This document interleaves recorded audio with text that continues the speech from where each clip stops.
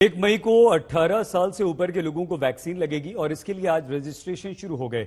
शुरुआती 3 घंटे के अंदर करीब 80 लाख लोगों ने रजिस्ट्रेशन करवा लिया। यह आंकड़ा बताता है कि हमारे देश में लोग वैक्सीन लगवाने के लिए कितने बेकरार हैं। फिर भी कोरोना से प्रभावित 3 राज्यों में वैक्सीनेशन को टाल दिया गया है। मैं ये कहूंगा कि वैक्सीन हेल्प मी, क्योंकि एक अच्छी बात ये थी कि हमारे में कोई कोमॉर्बिडिटीज नहीं थी, बट डेफिनेटली वैक्सीन हेल्प और हमारी डिजीज की सिवियरिटी बहुत कम हुई। जैसे आजकल लोगों में मारामारी, रेमडेसिविर है, टैमफ्लू, इस तरह की दवा मुझे कोई भी नहीं लेनी पड़ी। डॉक्टर राकेश कपूर वैक्सीन की दोनों डोज लेने पर कोरोना से संक्रमित जरूर हुए, लेकिन वैक्सीन के बलबूते वो आसानी से इस खतरनाक वायरस के जाल से बाहर आ गए। मुझे वैक्सीन लगने का फायदा ये हुआ कि जो डिजीज की सिवियरिटी थी वो कम हुई। निगेटिव आने में 3 हफ्ते लगे। सिम्टम्स में बॉडी एक हुआ जिसको माइल्जिया कहते हैं, गला खराब हुआ। 3-4 दिन बाद मेरा टेस्ट और महक चला गया। इसके सिवा चेंजेस नहीं आए। सारा देश उनकी तरह कोरोना के खिलाफ इसी तसल्ली से जीना चाहता है। इसलिए जब आज 18 साल से ऊपर के लोगों को वैक्सीन लगाने के लिए रजिस्ट्रेशन शुरू हुआ तो कोविन पोर्टल का सर्वर क्रैश हो गया। नेशनल हेल्थ अथॉरिटी की तरफ से दावा किया गया कि रजिस्ट्रेशन प्लेटफॉर्म पर एक दिन में 50 लाख लोगों का टेस्ट रजिस्ट्रेशन किया था। हो सकता है कि रजिस्ट्रेशन खुलने के बाद ये संख्या दोगुनी हो गई हो, इसीलिए इस तरह की परेशानी सामने आई हो, जिसके लिए वो तैयार है।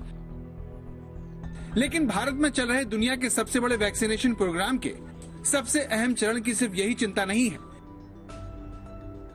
1 मई से सरकार ने 18 साल से ऊपर की आबादी को टीका लगाने का ऐलान किया है, लेकिन इससे पहले ही कोरोना से प्रभावित बड़े राज्यों जिसमें महाराष्ट्र, राजस्थान और छत्तीसगढ़ शामिल हैं, उन्होंने टीकाकरण टाल दिया है। ऐसा करने की वजह इन राज्यों ने वैक्सीन डोज की सप्लाई में हो रही देरी बताया है।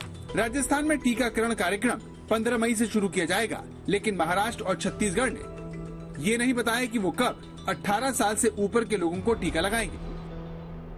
18 से 45 साल के बीच के एज ग्रुप के लिए आज पूरे देश में वैक्सीनेशन के लिए रजिस्ट्रेशन शुरू हो रहा है, लेकिन महाराष्ट्र में क्या 1 मई से ये वैक्सीनेशन ड्राइव शुरू होगा, इस पर अभी तक कोई भी क्लैरिटी नहीं है। महाराष्ट्र सरकार का साफ कहना है कि महाराष्ट्र में जो वैक्सीनेशन की शॉर्टेज है वो बहुत ही ज्यादा है। आज भी अगर जो बात करें, मुंबई के ज्यादातर जो वैक्सीनेशन सेंटर है वो पूरी तरीके से बंद पड़े हुए हैं, क्योंकि यहाँ पर वैक्सीन की अवेलेबिलिटी ही नहीं है। पंजाब, झारखंड, राजस्थान और छत्तीसगढ़ के स्वास्थ्य मंत्री इसे लेकर पहले ही साझा वर्चुअल प्रेस कॉन्फ्रेंस कर ऐलान कर चुके हैं कि वैक्सीन न मिलने से वो 1 मई से वैक्सीनेशन प्रोग्राम शुरू नहीं कर पाएंगे। 7 करोड़ डोजेज की जरूरत पड़ेगी स्टेट को। तो सीरम इंस्टीट्यूट से हमारे अधिकारियों ने बात की तो उन लोगों ने कहा कि साहब हमने 3 करोड़ 75 लाख डोज बुक की है। तो जवाब ये मिला था कि भाई 15 मई तक तो हम जो हमारे पास भारत सरकार से पहले से ऑर्डर मिले हुए हैं उनकी आपूर्ति नहीं कर पाएंगे, तो आपको कहाँ से देंगे। हमें 12 करोड़ वैक्सीन चाहिए। इसमें हमारा जो एज ग्रुप है, वो एज की जो संख्या है वो 5 करोड़ 71 लाख, इतनी संख्या इसमें आती है। और अगर हर एक को 2 डोज दिया जाए तो 12 करोड़ लोगों को 12 करोड़ डोसेस हमारे को चाहिए।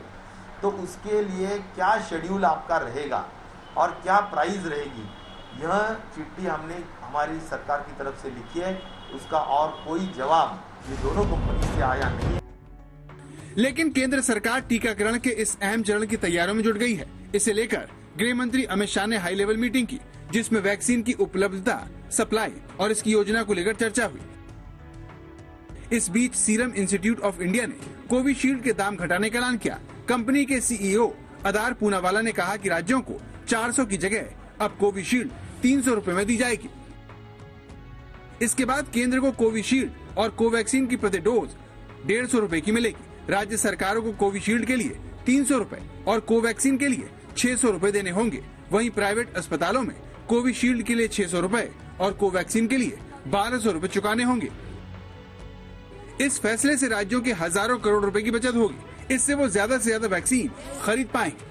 विपक्षी दलों की राज्य सरकारें वैक्सीन की कमी के अलावा महंगी वैक्सीन को लेकर भी शिकायत कर रहे थे। ऐसे में ये फैसला वैक्सीन को लेकर मचे विवाद को थोड़ा ठंडा जरूर करेगा।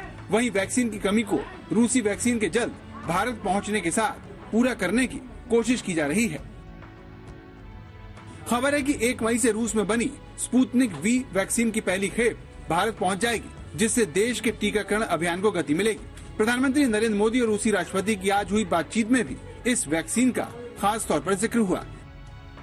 इस तरह 1 मई के बाद भारत में 2 स्वदेशी वैक्सीन के साथ रूसी वैक्सीन भी उपलब्ध होगी, जिससे हालात कुछ तो बेहतर होने की उम्मीद की जा सकती है।